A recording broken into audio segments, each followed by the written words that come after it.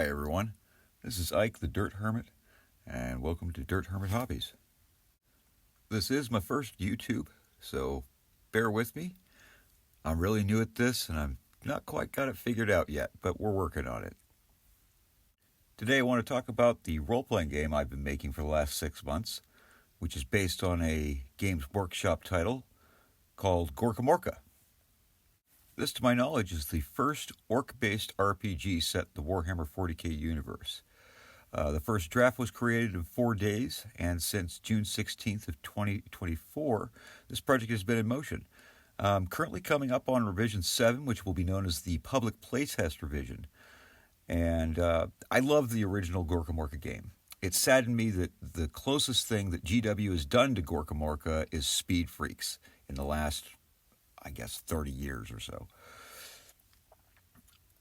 There is so much backdrop story in GorkaMorka that they should have made something else, at least a new edition of GorkaMorka by now. But that's fine. If you're new to Warhammer 40k, there may be references to factions and entities beyond the setting of GorkaMorka in the wider galaxy of the 41st millennium. I will not be giving any galactic history lessons in this work beyond what is pertinent to the setting. If you want to learn more about 40k, there are some amazing YouTubers out there who have a wealth of it. I highly recommend Luton09 for a brilliant intellectual analysis and vast collection of lore. And when he gets his channel back, he recently got hacked by a bunch of crypto hackers. Baltimort's Guides to Warhammer, an amazing story form presentation of the lore as well as wonderfully creative and well-written fan fiction, story serials. He does a lot of great stuff. He also shares a lot of a personal bit of the hobby. Both Luton and Baltimore have been involved in the hobby for about as long as I have, and probably have more passion for it than even I have. Please consider, but do not be intimidated by the fact that this fictional universe has roughly 60 million years of lore history that has been in existence and growing since the late 80s. And if you're going to be reading this stuff, please remember to blink. After this revision, a long term of feedback collection will halt further releases on the title. However, I will be working on the first supplement for GorkaMorka RPG, Memories of Angelus. This supplement will bring in new factions to play that will also be bringing things like spaceships, leaving the planet, exploring the galaxy. That's down the road, though. It has been a most challenging thing to create a game system where not only are you expected to die, but you're rewarded for doing so on your next character. I do hope that the Death Boon system encourages you to dive into firefights headlong, use those hazardous devices, and assert your dominance over other orcs in the most incredible and outrageous ways. Short disclaimer: this work approaches themes of violence, murder, slavery, bullying, tyranny, anarchy, and war with a casual and evil, sometimes cheerful demeanor. These are themes of a fictional culture in a fictional universe that do not represent the views of this author, nor the views of the owner and creator of the Warhammer 40k intellectual property and GorkaMorka Games Workshop. With the exception to the game itself and any entry directly credited to another or myself, the contents of this work are property of Games Workshop. This project is going to be a free and publicly available work of fan fiction added to an existing Games Workshop IP. I make no claims of ownership of Games Workshop's copyrighted trademark properties. I'd like to give a special thanks to Games Workshop for creating one of the greatest sci-fi universes of all time, to Baltimore for allowing me to use one of his created characters for his works, and, of course, to my playtesters who have helped me get it this far. So let's give you a little bit of backstory on the world. Sometime after the beginning of the Emperor's Great Crusade in the 31st millennium, the Imperium of Man cataloged a binary star on the northeastern fringe of the galaxy known as XCV-103. After the events of the Horus Heresy and the scouring in M35, an Adeptus Mechanicus explorer ship, the Eternal Vigilance, traveled to XCV-103, discovering a dead world in its orbit. The planet was designated Angelus, and an exploration of the world was begun. The planet was going to be ignored, having zero evidence of any extant life, until the tech priests discovered strange energy patterns emanating from a complex of pyramidal Xenos structures. A base station was created on the planet, and a full-scale investigation of the Xenos ruins was begun. Shortly after these events, it came. Spat out of the warp and careening towards Angelus with a furious momentum. A space hulk, a twisted and reformed amalgam of many ships, some as vast as a continent. These leviathans were not uninhabited, usually. A myriad of horrors could be contained within the sprawling decks and sections of a hulk. This hulk was such a vessel. It plummeted to the planet, the Eternal Vigilance, unable to react in time, and directly in the path, was smashed from the sky and into the planet, along with the hulk. A sizable amount of the hulk was vaporized by the weak atmosphere and impact. Another sizable portion of the hulk came off at the point of its skimming impact, the rest continuing in a digging slide, creating a gouge in the planet about 1,600 kilometers in length. Wreckage from the hulk's structures and contaminants expelled into the atmosphere forever changed the face of the planet. A face the surviving members of the ruin exploration would not see again for a few hundred years. Trapped in the ruins as they were and cut off from the outside and the Imperium. When humans found their way to the surface once more, they found the world inhabited by many thousands of hulking green-skinned brutes. The Orks. The Orks had been on the hulk, perhaps in the millions or even billions. Enough had survived the impact that after 100 years, they had stripped down the main portion of the hulk and turned it into a construction of their own, and a sprawling Ork settlement around it known as Mechtown. The Orks began to pull themselves back together after planetfall. They found it difficult to find direction. Normally, a boss would rise up and lead the Orks, but for some reason, this wasn't happening like it should. So the Orks, being the adaptable terrors that they are, pivoted to the next best thing, the mechs. And mechs came up with a plan. The mechs decreed that they would build a grand vehicle to return them to the Great Wa, and ordered the Orks to begin collecting scrap from the hulk strewn about the planet. Soon the huge construction began to take form. It was so immense it could be seen for vast distances around Mechtown. So whether by design or divine inspiration, it began to take on the idolic form of their gods and other god machines like their Gargants and Stompas and Gorka and Morkanauts. These massive vehicles that they made were believed to be mechanical shrines imbued with the power of their gods, Gork, the god of brutal cunning, and Mork, the god of cunning brutality. Or perhaps it's the other way around. Many Orks have a contention on this. So this idolic view of the machines caused some Orks to identify it as Gork and others to identify it as Mork.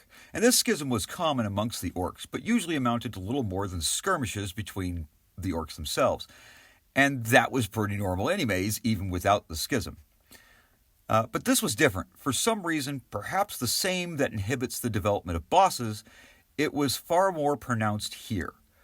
The Gorkers and Morkers, as they became known, began open conflict with each other, with the end result of the war being the accidental and total destruction of the god machine.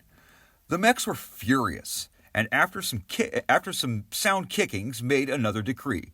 They would begin rebuilding this machine, and it would be called the GorkaMorka. They also made the decree that the Morkers and Gorkers were forbidden from fighting in Mechtown.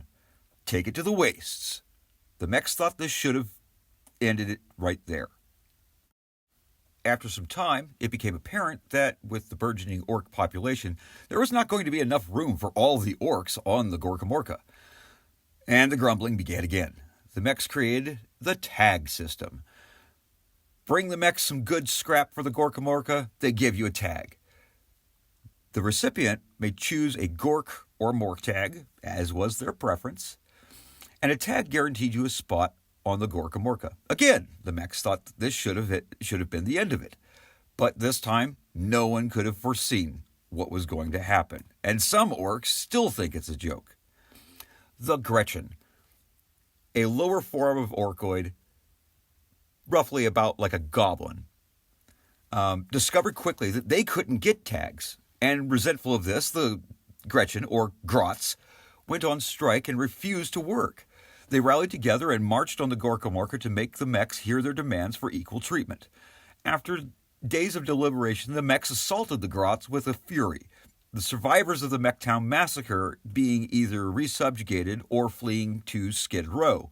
Skid Row being where the initial impact point of the Space Hulk was, and where a large chunk of it had just broken off. And that's pretty much where the story for this role-playing game starts. With the Orks of Mechtown still trying to build the GorkaMorka, and now there's a bunch of rebellious Gretchen that have moved off way down to the other end of what is known as the Skid, and are now plotting essentially their revenge against the Orks of Mechtown. And now I want to talk a little bit about orcs. Orcs are one of the most numerous species in the galaxy. They're hulking green-skinned brutes who can stand more than 2 meters tall despite their hunched posture. They are savage and brutal, often mistaken as simple or crude by many of the other races, and many enemies have discovered too late the true power and cunning of the orc. Orcs are fungal creatures and asexually reproduce through spores. These spores are released upon their death, and given the warlike nature of orcs, this is pretty common. Orcs are not intelligent in the same way as other races. Their knowledge is ingrained genetically, and the more of them that are in the same place unlock more and more of this genetic knowledge and bestow it upon the orcs called odd boys. Odd boys are like specialists within the orc hierarchy.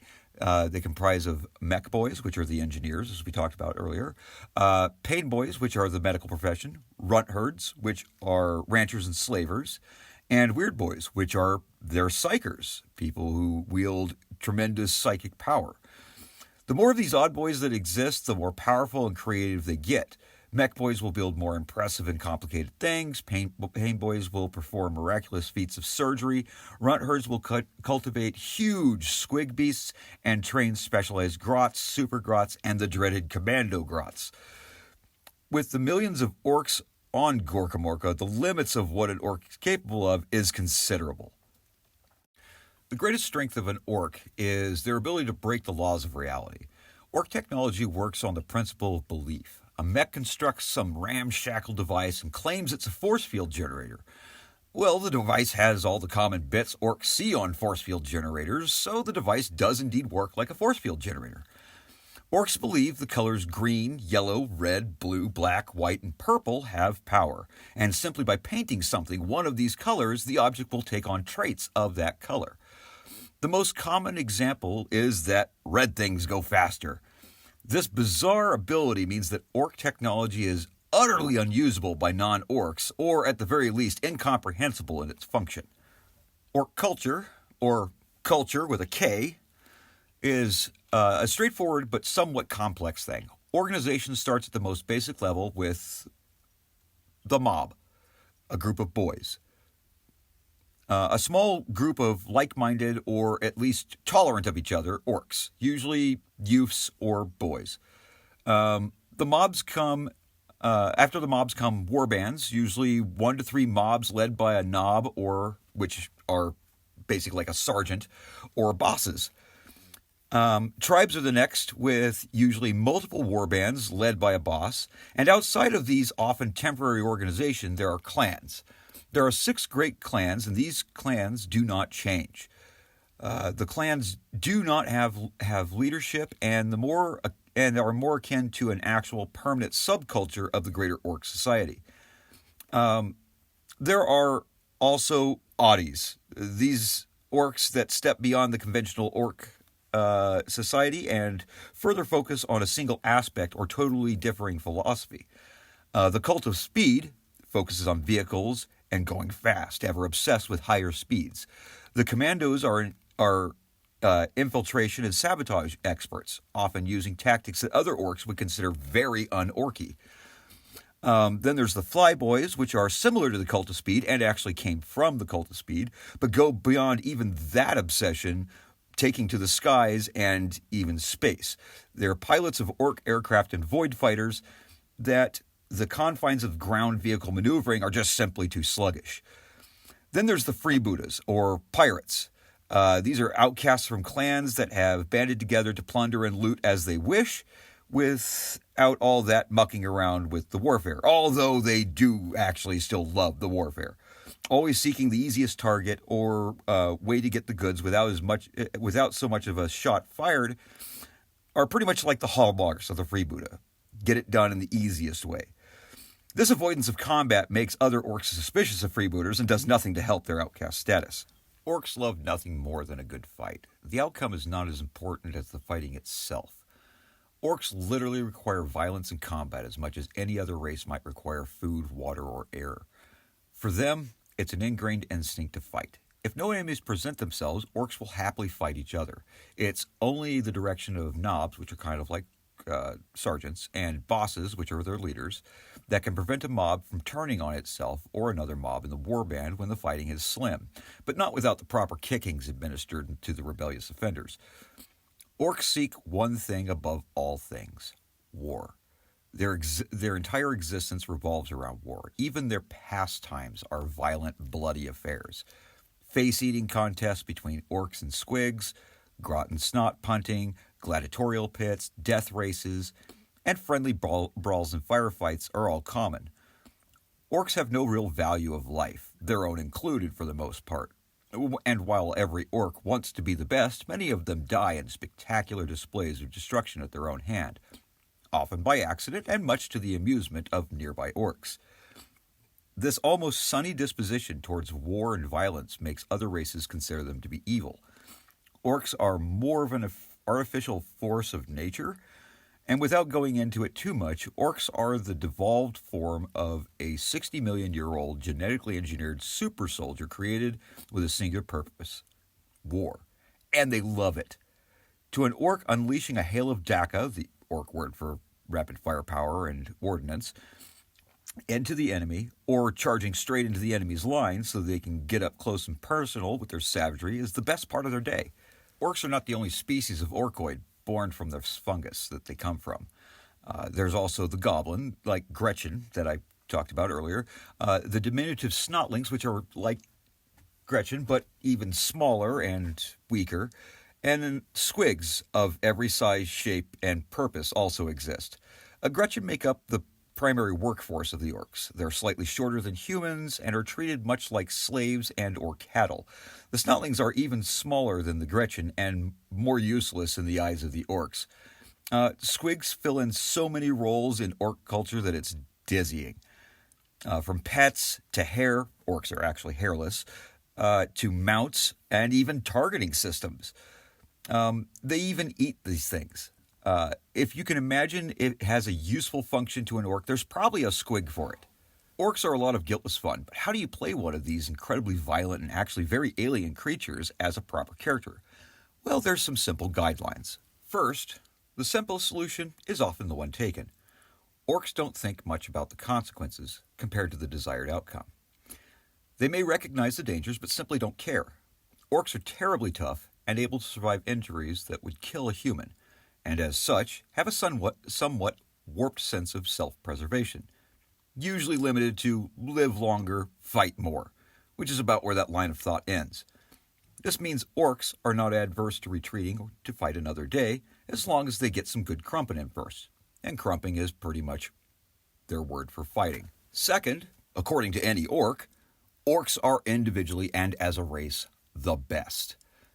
This near arrogance is a defining force of orc culture. Orcs strive to be the best, or failing that, follow the best, perhaps waiting for their chance to challenge the boss. On a racial level, this is a unifying factor of all orcs. On an individual level, this leads to constant, healthy, internal conflict, which will make orcs stronger, just as if they'd fought in a proper fight. It weeds out the weak and strengthens the victors. Third, violence. If presented with two paths, orcs will tread the one that's more violent. Almost every time. Even their retreats have a singular purpose of more violence, since you can't very well get in more fighting if you're dead. Orcs are masters of delegation by pugilism, or beat them until they do what you told them to. And this tactic of leadership is not reserved for runts, the Gretchen, Snots, and Squigs. Many a boy or knob has had their head bashed in by a superior for not doing as told. Orcs are bullies. They're tyrants and slave masters. You can be kind to your peers, but be equally, if not more, violent and cruel. Too much thumping may cause resentment or even mutiny, but not thumping them enough may result in your demise at the hands of one of your mob who believes you too weak. Lastly, remember that orcs enjoy life as long as the above criteria are met. Chaos is fun, explosions are awesome, putting the boots to your enemy in crazy, over-the-top ways is encouraged. Be the meanest, greenest, biggest, and orkiest of all orcs, all the time. To do otherwise is just not in your engineered nature. And an afternote on runts, Gretchen and Snotling are awfully cowardly and cunning gits. Their smaller stature means that they are natural sneaks and spies, even if their abilities to convey information are often ignored by the orcs as "dat runt's talking again." Gretchen are far meaner than Snotlings, which serve as the lowest, at the lowliest of duties. Snotlings can be so dumb they come back around to being highly curious creatures. And Squigs are generally much the same as an ill-tempered and bitey dog. So now I want to talk about character creation. Creating a character is quite fast and simple. You start with 10 points in each stat. The 3 stats are Kunnin, Brutality, and Wa. The race you choose will determine how many extra points you may distribute amongst your stats. Your hit points are equal to the total of your stats, and your movement is equal to 1/3 of your hit points rounded up. Orcs get 100 points to spend, Grots get 75 points to spend, Snots get 50 points to spend, and Squiglings get 75 points to spend, much like a Grot. Now, each of these different races represent a level of difficulty in the game. Orcs are the normal difficulty. That's what you're kind of expected to play. But if you don't really want to play an orc and you want to try one of these other races, Grots are hard. They're a little bit more difficult because they're second-class citizens in orc society. Snots are very hard because they're so weak and so inadequate that it can be very, very difficult for them to actually get anywhere. But they can be very, very fun to play at the same time. And then you've got Squigs, which start out pretty easy because they have a lot of natural abilities and whatnot, but they become much harder over time due to their lack of intelligence and difficulty for them to be repaired by docs, which are the pain boys. Another part of the character is skills. Of course, can't have a role-playing game without skills. Skills are an optional part of ability, which is the name for what you use when you make rolls. You roll against your ability. Any character can use the general uses in a skills description, and that even counts if they don't have the skill. If a character has the skill, they may also use any of the additional uses that are listed, and all characters start with 3 skill slots, allowing them to pick up 3 skills. The skills are divided up amongst the different stats, so there are 3 categories of skill. There's 5 Kunnin skills, there are 6 Brutality skills, and there are 7 Wa skills. And to give you a brief overview of what these 3 different categories of skills are, the Kunnin skills are more of the thinky kind of skills. These are things like planning and trapping and spying, sneaking, that sort of stuff. Next, we have the Brutality skills, which represent the more physical side of orc skills. This is where you'll find your combat. This is where you'll find your salvaging. This is where you'll find your athletics, and so on. And lastly, we have Wa skills. And Wa skills are all the technical aspects of orc life. This is where you'll find piloting, leadership, the ability to use psychic powers, engineering, medical stuff. That's where all this stuff falls in. All right, so now I want to talk about a very important part of this role-playing system, followers. So followers are a very, very important part of your character. Orkoids are communal creatures that often group together in mobs. When a player obtains a follower, the follower actually modifies their stats and skills while they're present. And these are known as mob stats / skills, and are represented by a total that is their bonus added to your stats, and parentheses after your stat. A mob follower only contributes to the bonus once. That means, like, if you have a mob of 10 orcs, you take the stat of one of those orcs, which they'll all have the same stats. If you take the stats of one of those orcs, those stats will give you your bonuses. And the bonuses work as, if the follower has a lower stat, it adds 1. If the follower has an equal or higher stat, it adds 5. If the follower shares a skill with the player, it adds 1. If the follower has a skill that the player does not, then it gives you a rating in that skill that you can use as if you were skilled in it, equal to half the value of that skill that the follower has. And now that can't be modified in any way, shape, or form. It's a static number. Now, if you go and buy the if you go buy the skill with your WA points, then that suddenly becomes your rating, and it gets modified by the follower, who probably has a higher rating, so you'll get a +1. Followers can't gain or use WA points, and as such, they don't ever really increase. I'm still working out a system for you to be able to upgrade your followers, but that's still a bit off. But you can give gear to your followers. You can re-equip them however you wish, and so on. So what makes followers different from a lot of other role-playing games? In other role-playing games, followers are usually individual NPC characters. But in GorkaMorka, you'll have a whole mob of followers. And there's also specialist followers, which will be actual single character followers. When attacking, you can attempt to command your followers to attack the target, to attack a target that they can see that is within range of their attacks. And there's a system for that as well. And if successful, all eligible followers also attack. These bonus attacks use your attack roll, and are modified in the standard way.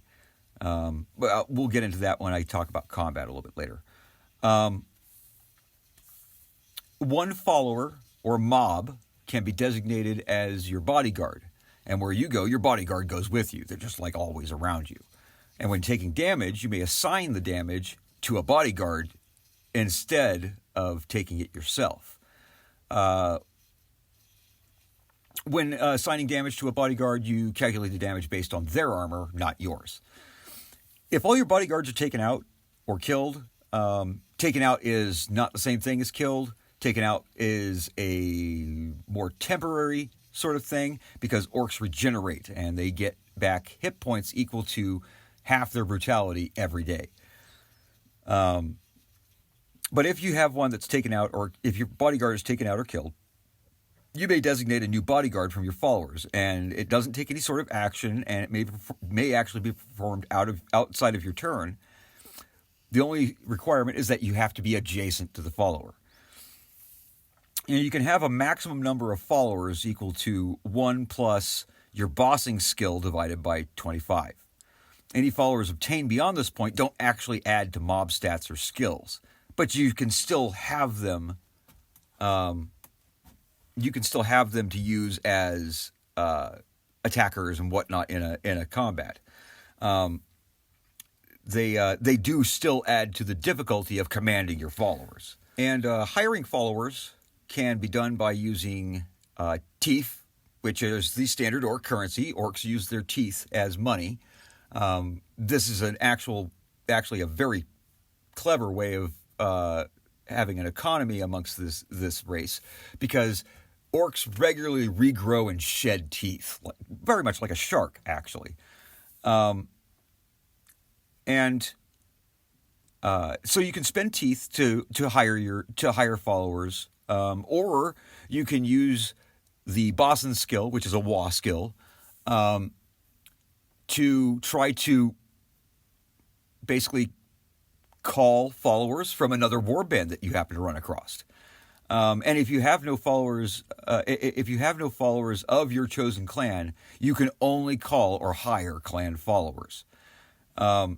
This means that the first follower that you get is going to have to be of the same clan that you are. After that, it doesn't really matter. But if you ever run out of your clan followers, then you have to go get a clan follower. And if you don't have any clan followers, you can't have any bodyguards. You have to pay your followers as well.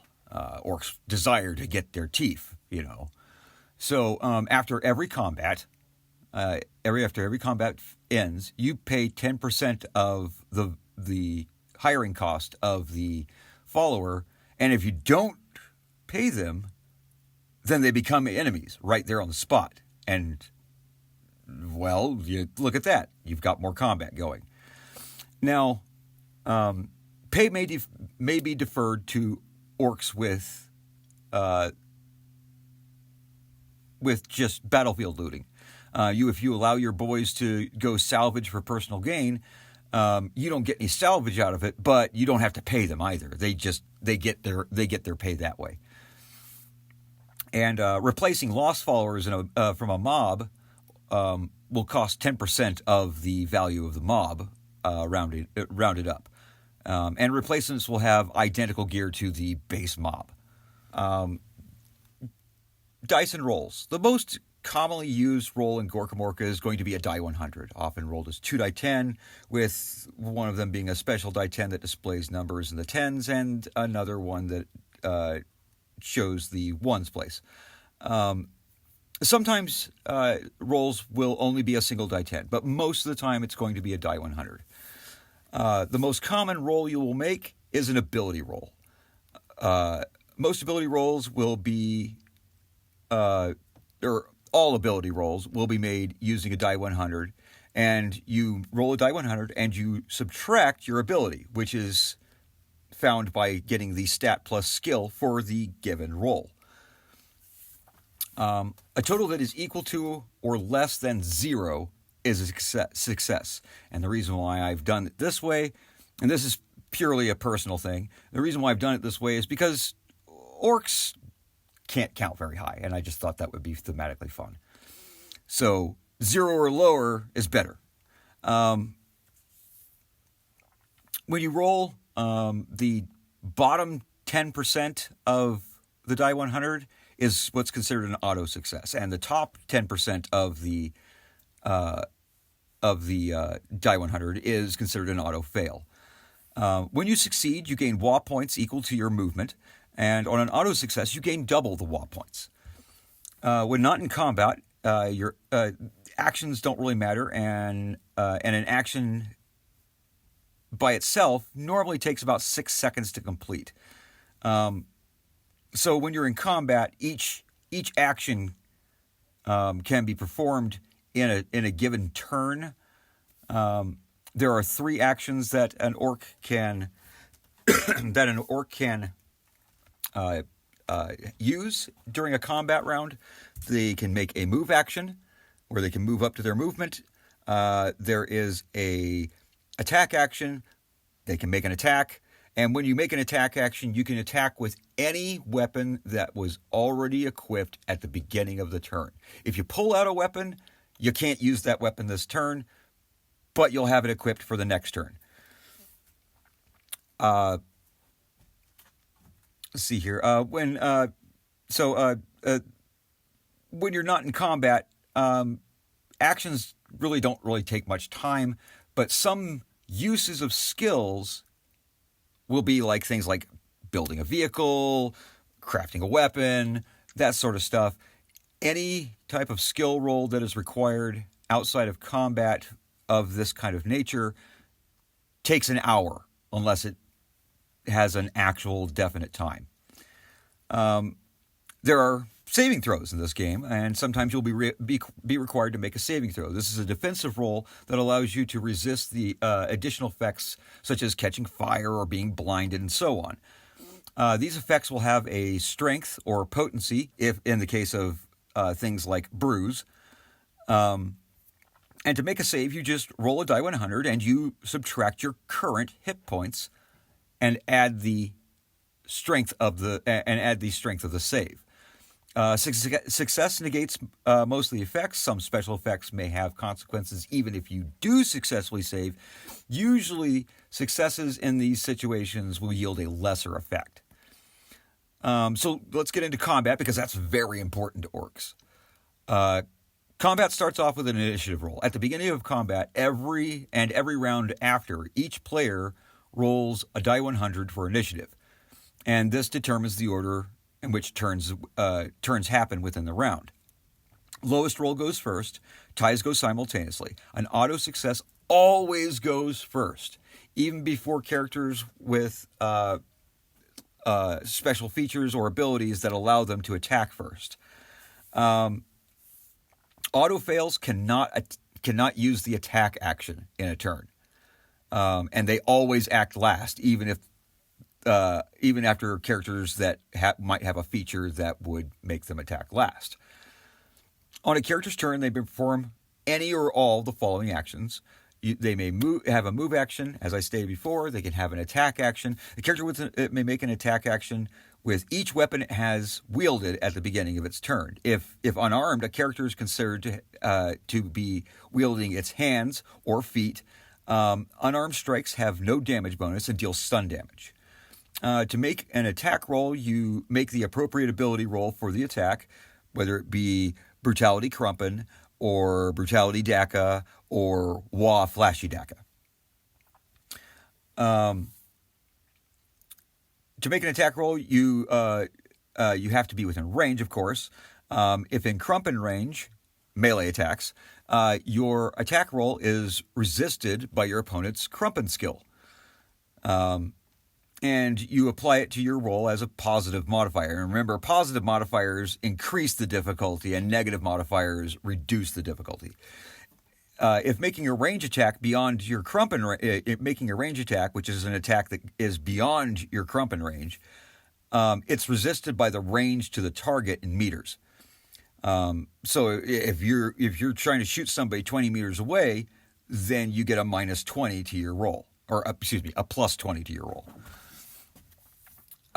If the attack roll is a success, the difference between the roll and the ability is the damage. So your roll minus your ability equals your damage. And weapons will also have a damage bonus on there. So if you hit 0, you still do damage because the weapon's going to, unless of course you're using an unarmed attack, which don't have a damage bonus. An attack auto success is a critical strike and deals double damage. And some skills may be used as attack actions. Then there's a skill action. The character may use a skill to accomplish a simple task by rolling ability. The individual skill use must be listed as a skill action. And some features that are attached to classes or clans or what have you can also be used as skill actions. And then there's 2 alternate actions. There's defend and charge. The defend action, you can substitute either your move or your attack action to defend. And all attacks that target you until your next turn are resisted by your Kunnin. And then there's the charge action, which you may substitute an attack action or a skill action to charge instead, and you get to move twice, basically. Now, as I said before, there's 4 types of damages in this game. There's stun damage, which we've talked about. There's normal damage, which is normal damage. If you are taken out, in other words, reduced to 0 hit points, you are taken out. you are unable to act, you fall prone, you look like you're dead, but you actually, unless you go negative your brutality and hit points, you're still alive. And you'll heal from normal damage as normal. Every day you get back half your brutality and hit points. So it might take you a couple days to wake up, but you'll be fine. Next is called power damage. And power damage is basically armor-piercing damage. It's just like normal damage. You can regenerate from it just like normal. You can heal with using brews and such. But the biggest difference is that any armor on the target that is receiving the power damage is cut in half. And armor is really important because armor reduces the damage by the amount of the armor. And then you have the most dangerous of all damages, mortal damage. And mortal damage cannot be healed. It is a best way to put it, it is a temporary, permanent reduction of hit points. And I say temporary only because there is a way to fix mortal damage. You have to go to a doc and have them actually physically repair your body. And whether this be, oh, you lost an arm, well, we'll sew another arm on you. Or they might replace bits with cybernetics and such like that. But a doc can actually fix mortal damage, but that's the only way you can get mortal damage fixed. So if you get tore up by mortal damage, then you will have to go to a pain boy and get repaired by them. If you are reduced to 0 damage with mortal damage, you're dead. There is no taken out by mortal damage. You're just dead. Unless there is a doc on hand right there who can literally quick patch you back together. Now, as I said in the combat, you roll initiative to determine the order of action in a combat round. There's a special addendum to this, and that's where vehicles come in. So this was something that used to be very different in previous playtest editions, but the current ruling for it is that if you have vehicles in a combat, after you've rolled initiative, but before the actual round starts, you move the vehicles then in order of initiative. It's this was done so that even slower vehicles might have a chance to outmaneuver a faster vehicle and keep them in range, or similar things like that. Because originally, if whoever just had the fastest vehicle dominated combat. And I didn't think that was very fun. My playtesters didn't think that was very fun. So we worked out a sort of solution to that. And so by making the vehicles move first and then starting the round where the characters can all move, then you can have a vehicle right up on a location and be in position to unleash hell and have any characters that it's transporting, characters or followers that it's transporting, be able to get out of the vehicle then and there, so that they can charge into combat, making vehicles far more useful and versatile. It also throws a kind of reverse play on the initiative, because with the initiative with vehicles, the higher initiative is actually at a disadvantage for the vehicles, because the higher initiative moves first, and so the slower initiative gets to move second, meaning that they get to see where the the higher initiative vehicles have already moved to, thus allowing them to outmaneuver. This game is, while it can be played with theater of the mind, it's highly advised that you have a battle map. And if you're going to be using vehicles, you want that battle map to have a scale of about 1 square equals 25, maybe even 50 meters. And I've done everything in the metric system because it it's much easier to say, oh, well, a kilometer is 1,000 meters. So your guy can move 60 meters. He can move, let's say the scale is 25 meters. He can move 2 squares. And it would technically put him a little bit into the next square, but we kind of fudge that and round it down a little bit. And the game bosses can handle that however they would like. And one last thing before I conclude all of this. There's a lot more to talk about, but this is kind of the bare bones kind of stuff. There's a very important trait that is associated with many different pieces of gear, skills, and even classes in the game, and it's called hazardous. And whenever you roll an auto-fail, you trigger each instance of hazardous associated with the roll. For example, if you're shooting with a hazardous weapon mounted on a hazardous vehicle, you would trigger the weapon hazardous and the vehicle hazardous, and any associated hazardous granted to the action or skill. If hazardous is granted to a device, skill, or action that already has hazardous, it causes an additional hazardous roll for each instance. And then you roll on the appropriate tables that I have. We have a variety of random hazardous tables, and they have all kinds of different outcomes. Some of them are not so bad, and some of them are absolutely apocalyptic, especially when your characters are concerned. So the different hazardous tables that I have so far are, there's a hazardous table for bomb making. There's a hazardous table for psychic powers. There's a hazardous table for docks and working on you. There's one for mechaniacs where they're building stuff. And there's one for vehicles. There's one for melee weapons, and there's one for ranged weapons. Armor that happens to have hazardous. When you trigger hazardous on an armor, the armor is broken. And it deals the armor value in normal damage to the wearer. Broken gear is not destroyed. It can be repaired. It just doesn't provide any of its abilities or bonuses until it is repaired.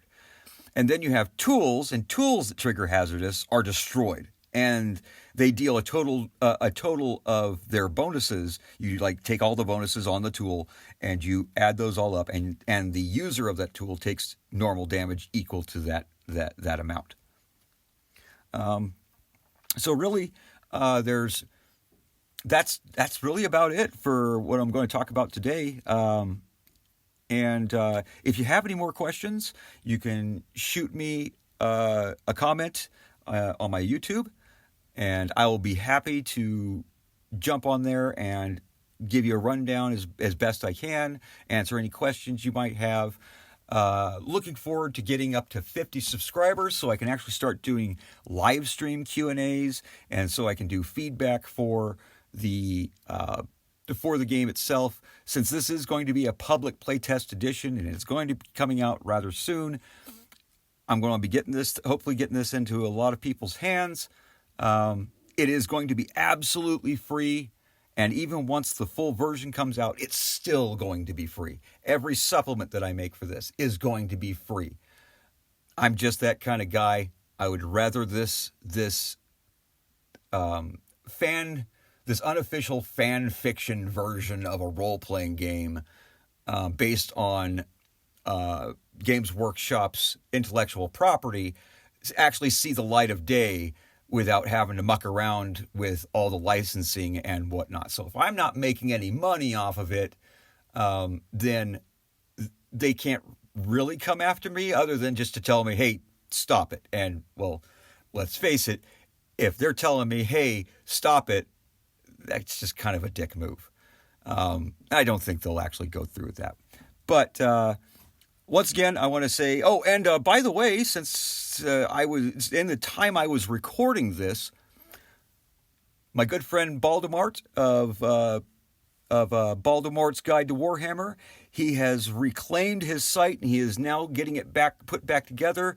I've opened back up his the pertinent playlists that I have of his that I've gotten together. Mostly the Legend of Kunnin, which is his Orks kind of like story that he's been crafting for, I think he's been crafting it for about 2-3 years now. And it's absolutely hilarious. If you want kind of like a story form kind of overview of how Ork life is, this is actually a pretty good one. He also does, and intermixed into these videos are actual hardcore lore about the different weapons and vehicles and things like that you might come across in the GorkaMorka game. So go ahead and check out Baldemort. You can hit my playlists and find the playlist there. If you want more 40K information, like I said, go check out Luton09 on YouTube, or my friend Baldemort. They both got a lot of stuff. Like I said, they've been running their channels for about 4 years or so, maybe more. I'm not real sure on Luton, but he's been at it a long time, and they've both got just an absolute ton of material there. So check them out. Give them a like and subscribe. It won't hurt them a bit. And please give me a like and a subscribe so I can get up to 50. That's all I'm really wanting. I'm not looking to be some big YouTube channel. I just want to be able to interact with my players or potential players more. So you have yourself a great day. I've been Ike the Dirt Hermit. See you in the next.